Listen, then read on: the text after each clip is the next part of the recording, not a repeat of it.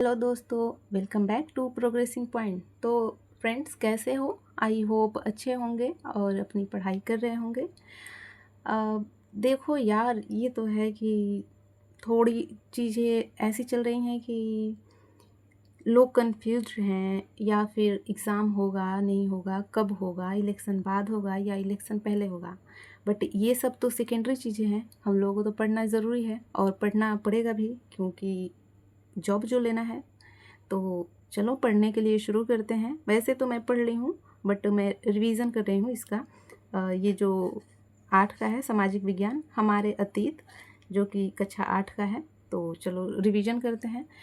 देखो यार, तुम लोगों को बहुत सारे यूट्यूबर ने ऐसे बताए होंगे कि बस ये पढ़ लो, जब जनता बगावत करती है, मतलब यूनिट 5 पढ़ो और 8 को पढ़ लो, राष्ट्रीय आंदोलन का संगठन। मतलब मुझे लगता है ना कि एकदम बेवकूफ़ी है। अगर तुम 8 की एनसीईआरटी पूरी नहीं पढ़ रहे हो ना, तो बहुत बड़ी गलती कर रहे हो तुम। और मैं चाहती हूँ कि तुम लोग पूरा पढ़ो। और पूरा पढ़ने से ऐसा होता है ना कि एक अप्रोच जो है डेवलप होती है, सोचने की क्षमता, उस टाइम का मतलब क्या माहौल था। और ये एनसीईआरटी इतनी अच्छे से लिखी गई है ना कि पता नहीं लोग क्यों नहीं पढ़ते हैं, मुझे तो समझ नहीं आता है। तो मैं यहाँ पे चैनल पे ऐसा कवर करवाऊँगी आपको।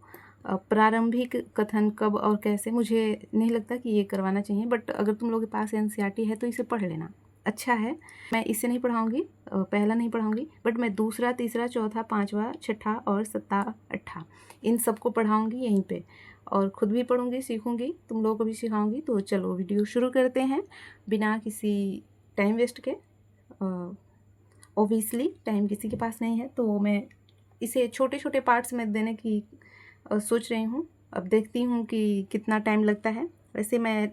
वैसे तो मैं ये चाहूँगी कि जल्दी ख़त्म कर दूँ, क्योंकि मुझे और भी एनसीईआरटी पढ़ना है। और ये बीपीएससी टीआरई 4 के लिए बता रही हूँ, मतलब रामबाण है, समझ लो एकदम से।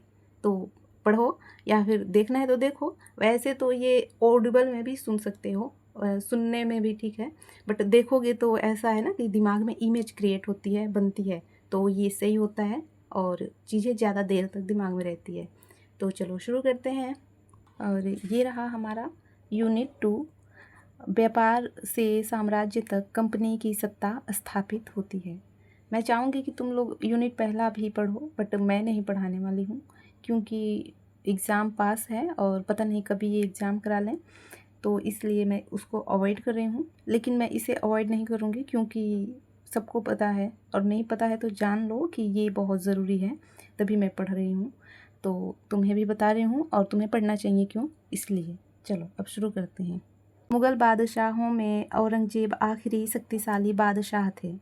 उन्होंने वर्तमान भारत के एक ऐसे बड़े हिस्से पर नियंत्रण स्थापित कर लिया था। 1707 में उनकी मृत्यु के बाद बहुत सारे मुग़ल सूबेदार और बड़े बड़े ज़मींदार अपनी ताकत दिखाने लगे थे। उन्होंने अपनी क्षेत्रीय रियासतें कायम कर ली थी। जैसे जैसे विभिन्न भागों में ताकतवर क्षेत्रीय रियासतें सामने आने लगी, दिल्ली अधिक दिनों तक प्रभावी केंद्र के रूप में नहीं रह सकी। 18वीं सदी के उत्तरार्ध तक राजनीतिक क्षितिज पर अंग्रेज़ों के रूप में एक नई ताकत उभरने लगी थी। क्या आप जानते हैं कि अंग्रेज़ पहल एक छोटी सी व्यापारिक कंपनी के रूप में भारत आए थे, और यहाँ के इलाकों पर कब्ज़ों में उनकी ज़्यादा दिलचस्पी नहीं थी।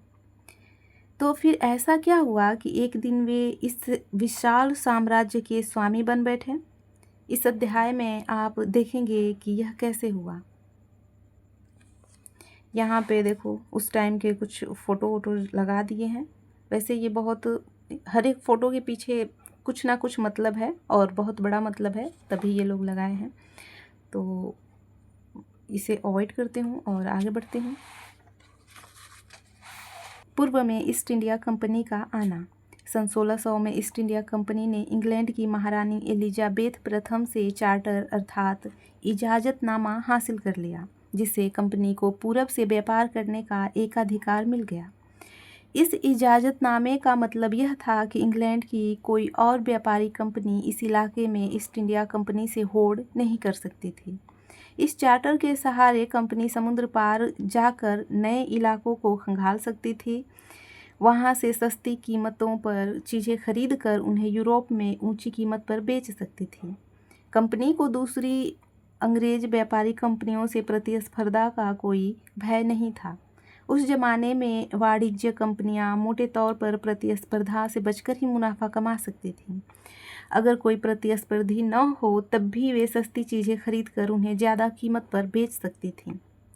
लेकिन यह शाही दस्तावेज दूसरी यूरोपीय ताकतों को पूरब के बाज़ारों में आने से नहीं रोक सकता था, जब तक इंग्लैंड के जहाज़ अफ्रीका के तट को छूते हुए केप ऑफ गुड होप का चक्कर लगाकर हिंद महासागर पार करते। तब तक पुर्तगालियों ने भारत के पश्चिमी तट पर अपनी उपस्थिति दर्ज करा दी। वे गोवा में अपना ठिकाना बना चुके थे। पुर्तगाली के खोजी यात्री वास्को दी गामा ने 1498 में पहली बार भारत पहुंचने के इस समुद्री मार्ग का पता लगाया था।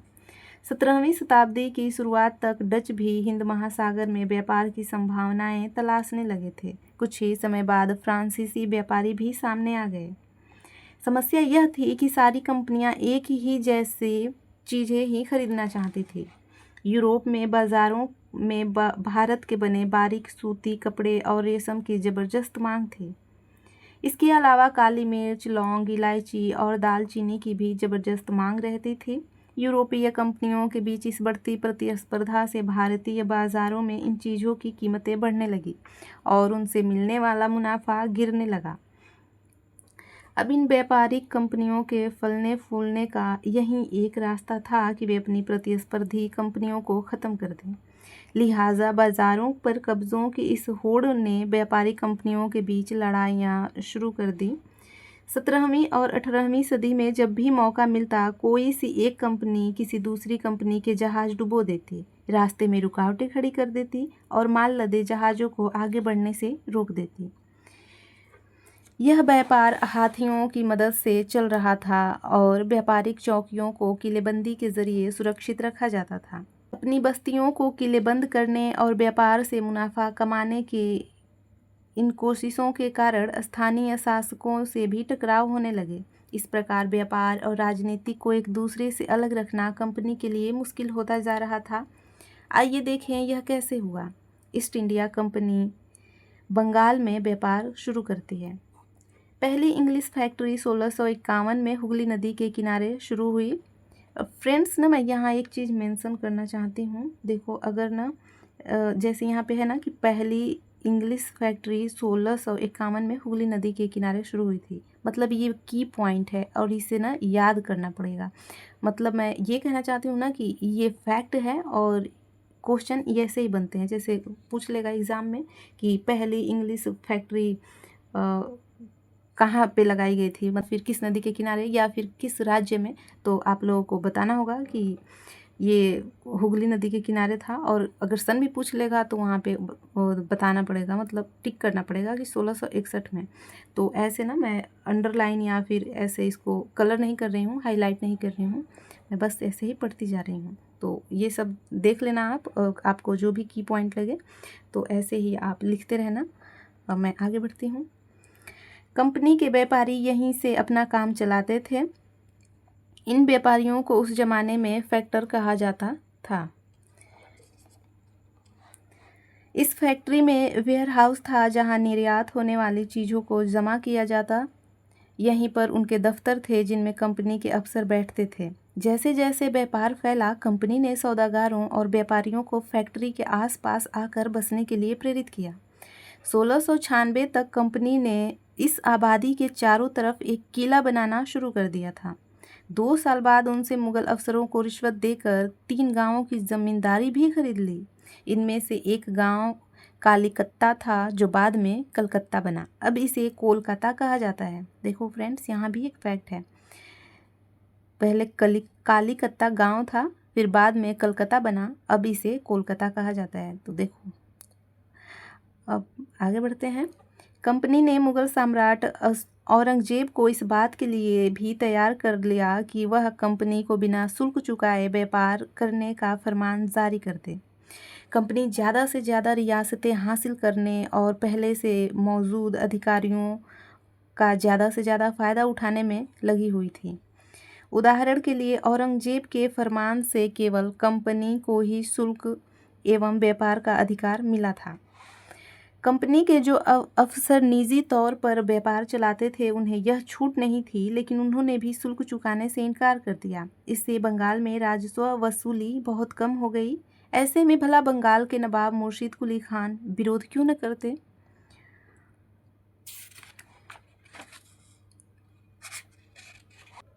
व्यापार से युद्धों तक। देखो यार, ये लोग व्यापार से अब युद्ध भी करेंगे और क्या क्या करेंगे, शासन भी करके चले जाएंगे। 18वीं सदी की शुरुआत में कंपनी और बंगाल के नवाबों का टकराव काफ़ी बढ़ गया था। औरंगजेब की मृत्यु के बाद बंगाल के नवाब अपनी ताकत दिखाने लगे थे। उस समय दूसरी क्षेत्रीय ताकतों की स्थिति भी ऐसी ही थी। मुर्शिद कुली खां के बाद अलीवर्दी खां और उनके बाद सिराजुद्दौला बंगाल के नवाब बने। ये सभी शक्तिशाली शासक थे। उन्होंने कंपनी को रियासतें देने से मना कर दिया। व्यापार का अधिकार देने के बदले कंपनी से नजराने मांगने लगे। उसे सिक्के ढालने का अधिकार नहीं दिया और उसकी किलेबंदी को बढ़ाने से रोक दिया गया।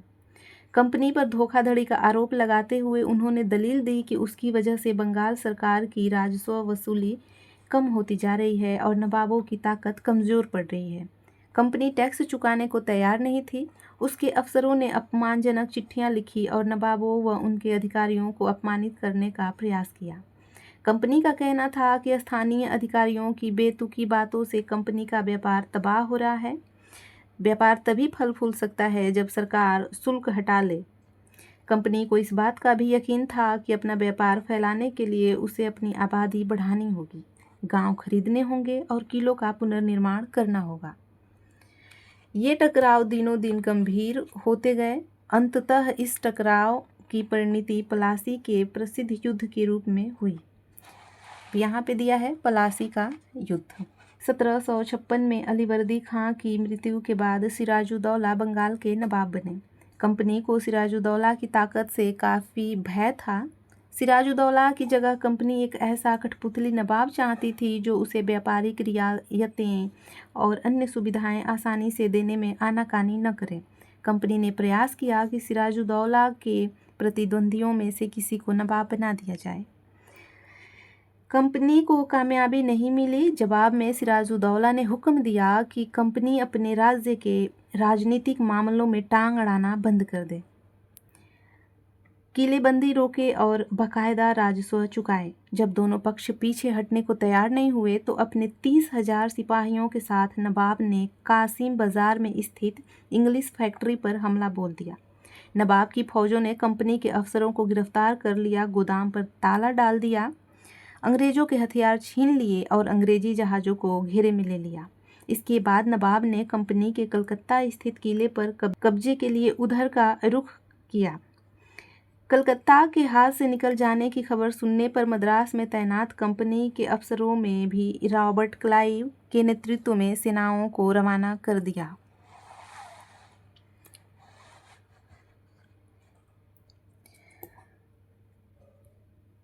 इस सेना को नौसैनिक बड़े की मदद भी मिल रही थी। इसके बाद नवाब के साथ लंबे समय तक सौदेबाजी चली। आखिरकार 1757 में रॉबर्ट क्लाइव ने पलासी के मैदान में सिराजुद्दौला के खिलाफ कंपनी की सेना का नेतृत्व किया। नवाब सिराजुद्दौला की हार का एक बड़ा कारण उसके सेनापतियों में से एक सेनापति मीर जाफर की कारगुजारियां भी थी। मीर जाफर की टुकड़ियों ने इस युद्ध में हिस्सा ही नहीं लिया। रॉबर्ट क्लाइव ने यह कहकर उसे अपना साथ मिला लिया था कि सिराजुद्दौला को हटाकर मीर जाफर को नवाब बना दिया जाएगा। यहाँ पे रिसोर्सेज भी दिए गए हैं जो कि ये बहुत ही ज़रूरी हैं और पढ़ ही लेते हैं। संपन्नता का आश्वासन। इंग्लैंड के लोग ईस्ट इंडिया कंपनी की शासकीय महत्वाकांक्षाओं को संदेह और अविश्वास से देखते थे। पलासी के बाद रॉबर्ट क्लाइव ने अंग्रेज सम्राट के एक विदेश मंत्री विलियम पीट की 7 जनवरी 1759 को कलकत्ते से यह चिट्ठी भेजी थी। और उस चिट्ठी में क्या लिखा था तो पढ़ते हैं। लेकिन इतनी विशाल सत्ता एवं वाणिज्य कंपनी के लिए बहुत बड़ी बात होगी। मैं खुद यह सोचकर अभिभूत हूँ कि इन समृद्ध रियासतों पर पूरा कब्जा हासिल करने में कोई परेशानी नहीं आएगी।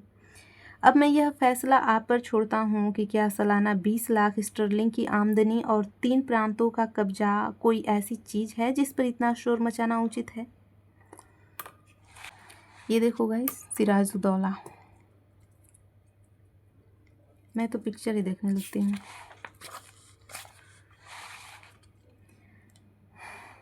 आगे देखते हैं। नवाब की शिकायतें। 1733 में बंगाल के नवाब ने इंग्लिश व्यापारियों के बारे में यह कहा था। जब वे पहली बार हमारे देश में आए थे तो उन्होंने सरकार के सामने विनती करते हुए कहा था कि उन्हें एक फैक्ट्री बनाने के लिए थोड़ी सी ज़मीन दे दी जाए। उन्हें वह ज़मीन तो मिल गई, पर उन्होंने तो वहाँ मजबूत किला ही खड़ा कर डाला, जिसके चारों तरफ गड्ढे बना दिए जो नदी से जुड़ते हैं। दीवारों पर उन्होंने न जाने कितनी तोपें तैनात कर दी हैं। उन्होंने बहुत सारे सौदागरों और अन्य लोगों को अपने मातहत के लिए तैयार कर लिया है और वह 1 लाख रुपए राजस्व वसूल कर रहे हैं। वे अल्पसंख्यक औरतों और मर्दों को उनके ही देश में गुलाम बनाकर लूट खसोट रहे हैं। वहाँ से आगे देखते हैं। प्लासी की जंग इसलिए महत्वपूर्ण मानी जाती है क्योंकि भारत में यह कंपनी की पहली बड़ी जीत थी।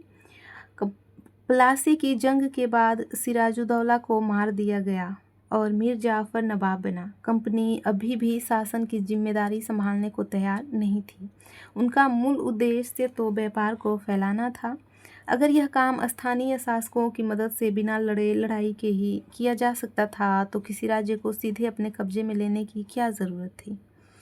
जल्दी ही कंपनी को एहसास होने लगा कि यह रास्ता भी आसान नहीं है। कठपुतली नवाब भी हमेशा कंपनी के इशारों पर नहीं चलते थे। आखिरकार उन्हें भी तो अपनी प्रजा की नज़र में सम्मान और संप्रभुता का दिखावा करना पड़ता था। तो फिर कंपनी क्या करती? जब मीर जाफ़र ने कंपनी का विरोध किया तो कंपनी ने उसे हटाकर मीर कासिम को नवाब बना दिया। मीर कासिम परेशान करने लगा तो बक्सर की लड़ाई 1764 में उसको भी हराना पड़ा। उसे बंगाल से बाहर कर दिया और मीर जाफ़र को दोबारा नवाब बना दिया गया। गाइस, ये जो मीर कासिम है ना, तो ये जो मीर कासिम है वो मीर जाफ़र का दामाद था। इसमें मेंशन नहीं किया गया है, बट मैं बता दे रही हूँ। अब नवाब को हर महीने 5 लाख रुपए कंपनी को चुकाने थे। कंपनी अपने सैनिक खर्चों से निपटने, व्यापारिक ज़रूरतों तथा अन्य खर्चों को पूरा करने के लिए और पैसा चाहती थी। कंपनी और ज़्यादा इलाकों तथा कमाई चाहती थी। 1765 में जब मीर जाफ़र की मृत्यु हुई तब कंपनी के इरादे बदल चुके थे।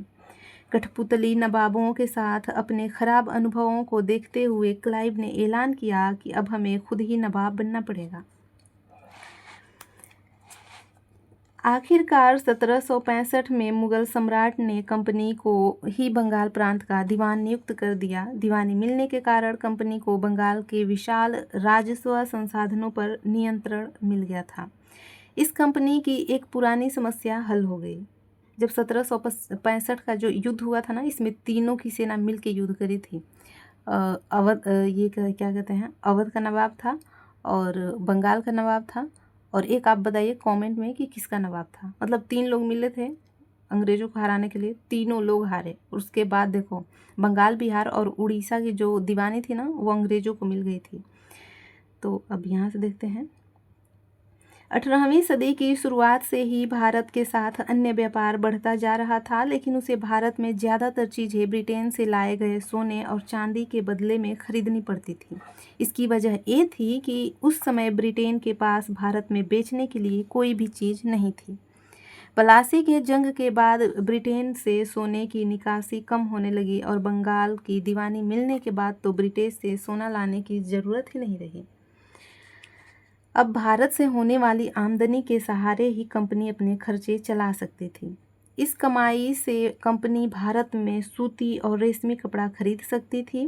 कंपनी फौजों को संभाल सकती थी और कलकत्ते में किलों और दफ्तरों के निर्माण की लागत उठा सकती थी।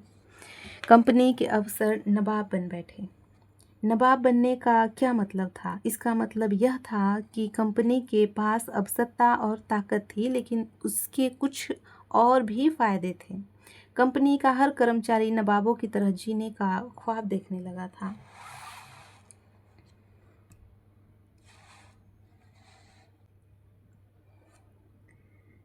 कंपनी के युद्ध के बाद बंगाल के असली नवाबों को इस बात के लिए बाध्य कर दिया गया कि वे कंपनी के अफसरों को निजी तोहफे के तौर पे ज़मीन और बहुत सारा पैसा दें। खुद रॉबर्ट क्लाइव ने ही भारत में बेहिसाब दौलत जमा कर ली। 1743 में जब वह इंग्लैंड से मद्रास आया तो उसकी उम्र 18 साल थी। 1767 में जब वह 2 बार गवर्नर बनने के बाद हमेशा के लिए भारत से रवाना हुआ तो यहाँ उसकी दौलत 4,01,102 पाउंड के बराबर थी।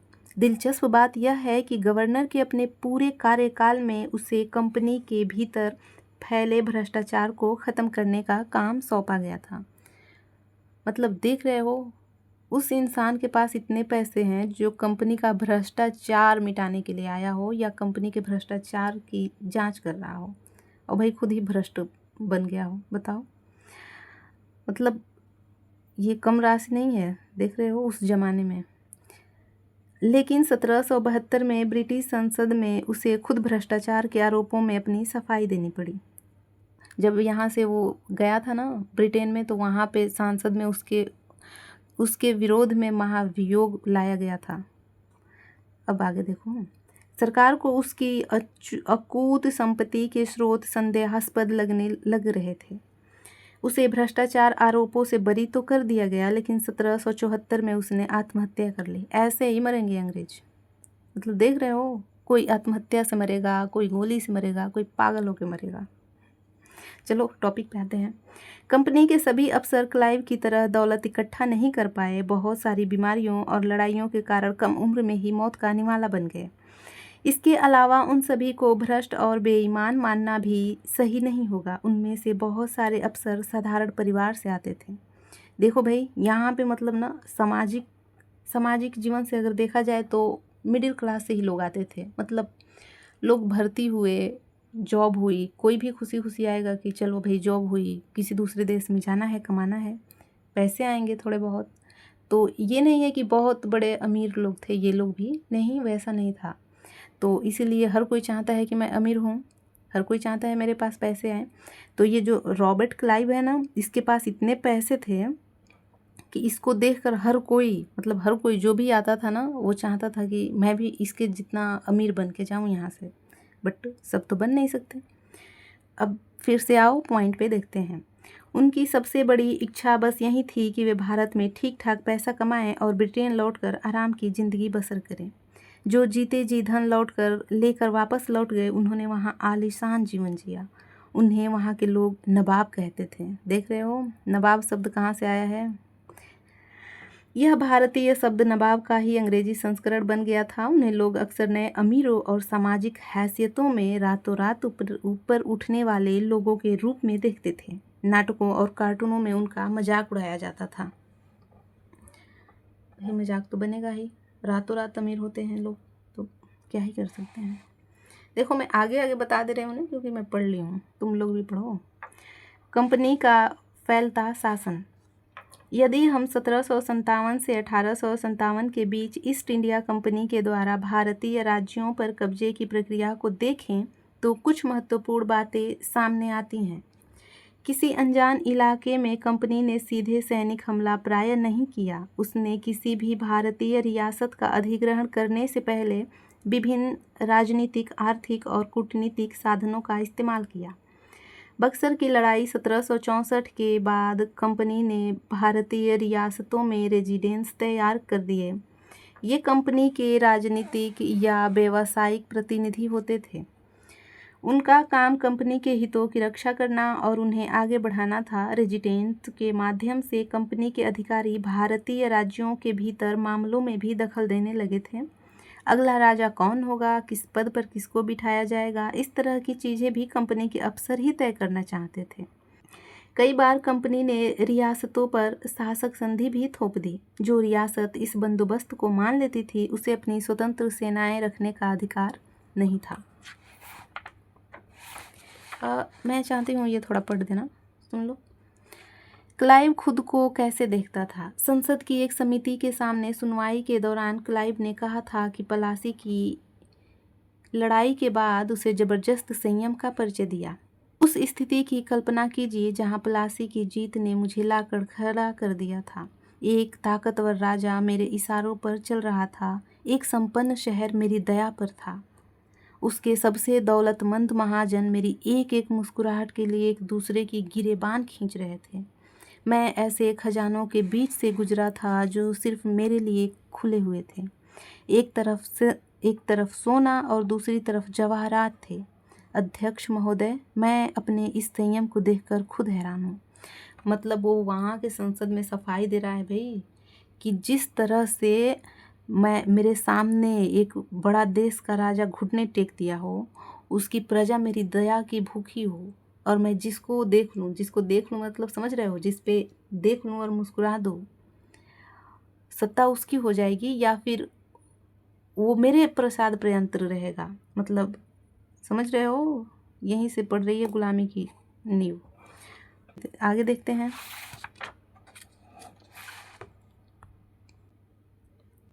उसे कंपनी की तरफ से सुरक्षा मिलती थी और सहायक सेना के रखरखाव के लिए वह कंपनी को पैसा देती थी। अगर भारतीय शासक रकम अदा करने में चूक जाते थे तो जुर्माने के तौर पर उनका इलाका कंपनी अपने कब्जे में ले लेती थी। उदाहरण के लिए, जब रिचर्ड वेलेजली गवर्नर जनरल 1798 से 1805 था, देखो डेट मेंशन है, याद कर लेना। उस समय अवध के नवाब को 1801 में अपना आधा इलाका कंपनी को सौंपने के लिए मजबूर किया गया, क्योंकि नवाब सहायक सेना के लिए पैसे अदा करने में चूक गए थे। इसी आधार पर हैदराबाद के भी कई इलाके छीन लिए गए। आइए देख लेते हैं रेजिडेंट की ताकत क्या होती थी। कंपनी द्वारा नियुक्त किए गए रेजिडेंट के बारे में स्कॉटलैंड के प्रसिद्ध अर्थशास्त्री और राजनीतिक दार्शनिक जेम्स मिल ने यह कहा था, दरअसल रेजिडेंट रियासत का राजा होता है। हम उसे अहस्तक्षेप की मनचाही निषेधाज्ञा के तहत काम करने की छूट देते हैं। जब तक स्थानीय राजा पूरी तरह अधीनस्थ रहता है और रेजिडेंट यानी ब्रिटिश सरकार के माफिक काम करता है, तो चीज़ें आराम से चलती रहती हैं। शासन के कामों में रेजिडेंट की दखलंदाजी के बिना सब कुछ चल जाता है। जब भी कुछ अलग तरह का घटता है, जब भी राजा कोई ऐसा रास्ता अपनाता है जिसे ब्रिटिश सरकार गलत मानती है, तो टकराव और उथल पुथल पैदा हो जाती है। टीपू सुल्तान, शेर ए मैसूर। मुझे लगता है कि ये अभी ज़्यादा है और मैं कवर नहीं करा पाऊँगी, तो टीपू सुल्तान वाला तो मैं अभी करा देती हूँ और इससे आगे कल कर लेंगे। जब कंपनी को अपने राजनीतिक और आर्थिक हितों पर खतरा दिखाई दिया तो कंपनी ने प्रत्यक्ष सैनिक टकराव का रास्ता भी अपनाया। दक्षिण भारतीय राज्य मैसूर के उदाहरण से यह बात समझी जा सकती है। मतलब साम दाम दंड भेद सारे ही अपना लिए थे अंग्रेज। देखो, राजाओं से भी लोहा ले रहे हैं। हैदर अली और उनके विख्यात पुत्र टीपू सुल्तान 1782 से 1799, ये टीपू सुल्तान का शासन है। जैसे शक्तिशाली शासकों के नेतृत्व में मैसूर काफ़ी ताकतवर हो चुका था। मालाबार तट पर होने वाला व्यापार मैसूर रियासत के नियंत्रण में था, जहां से कंपनी काली मिर्च और इलायची खरीदती थी। 1785 में टीपू सुल्तान ने अपनी रियासतों में पड़ने वाले बंदरगाहों से चंदन की लकड़ी, काली मिर्च और इलायची का निर्यात रोक दिया। सुल्तान ने स्थानीय सौदागरों को भी कंपनी के साथ कारोबार करने से रोक दिया था। टीपू सुल्तान ने भारत में रहने वाले फ्रांसीसी व्यापारियों से घनिष्ठ संबंध विकसित किए और उनकी मदद से अपनी सेना का आधुनिकीकरण किया। सुल्तान के इन कदमों से अंग्रेज आग बबूला हो गए। उन्हें हैदर अली और टीपू सुल्तान बहुत महत्वाकांक्षी, घमंडी और खतरनाक दिखाई देते थे। अंग्रेजों को लगता था कि ऐसे राजाओं को नियंत्रण करना और कुचलना ज़रूरी है। फलस्वरूप मैसूर के साथ अंग्रेजों की 4 बार जंग हुई। श्रीरंगपट्टनम की आखिरी जंग में कंपनी को सफलता मिली। अपनी राजधानी की रक्षा करते हुए टीपू सुल्तान मारे गए और मैसूर का राजकाज पुराने बोडियार राजवंश के हाथों में सौंप दिया गया। इसके साथ ही मैसूर पर भी सहायक संधि थोप दी गई। ये उस टाइम का टीपू सुल्तान का खिलौना है, अभी तो ये लोग अंग्रेज़ लेके चले गए। और यहाँ पे एक छोटी सी कहानी है उनके बारे में कि वो कितने वीर थे। और यहाँ से तो ये रहा मराठों की लड़ाई, और यहाँ से मैं नेक्स्ट वीडियो में दूंगी, क्योंकि वीडियोस बहुत लंबी हो जाएगी, तो इतनी लंबी वीडियो कोई देख भी नहीं पाएगा। और मुझे लगता है कि लोगों को पढ़ना भी है, तो आई होप कि तुम लोग पढ़ रहे होगे, और पढ़ना भाई पढ़ना ही पड़ेगा। डीमोटिवेट नहीं होना है, मन लगा के पढ़ो, वैकेंसी जल्दी ही आएगी। और मुझे तो जहाँ तक पता है कि सितंबर तक ये लोग नोटिफिकेशन दे दें।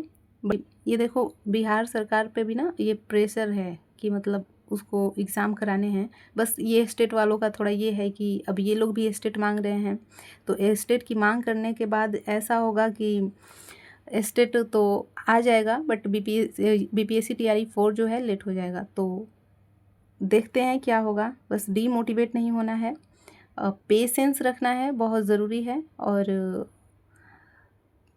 जीवन में आगे बढ़ते रहना है, गिव अप नहीं करना है। तो आज के लिए इतना ही। आप लोग कमेंट में बताइएगा कि वीडियो कैसी लगी। तो आज के लिए इतना ही। आप लोग कमेंट में बताइएगा, जो भी सुझाव हों, फीडबैक हों, या फिर अच्छा लगा, कितना अच्छा लगा, नहीं लगा, वो भी बताना। और वीडियो को लाइक कर देना, नए आए हो तो सब्सक्राइब कर देना। ऐसे ही मैं और भी अच्छा करूँगी। और ये तो मैं एनसीईआरटी अभी कवर कर रही हूँ, बट मैं बहुत कुछ सोची हूँ। तो चैनल पे बने रहना। तब तक के लिए बाय बाय, टेक केयर।